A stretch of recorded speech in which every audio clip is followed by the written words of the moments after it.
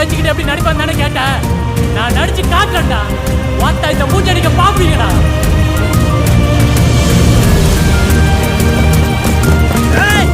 வாழ்க்கையில நான் ஜெயிக்கிற வரைக்கும் எனக்கு யாரும் வேண்டாம். ஜெயிக்கவே மாட்டேன். வயது முதிர்ந்த போதிலும்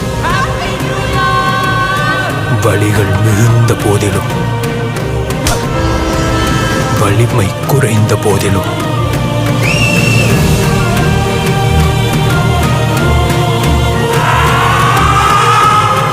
வீரன் வாழ்த்தரிப்பதை நிறுத்துவதில்லை.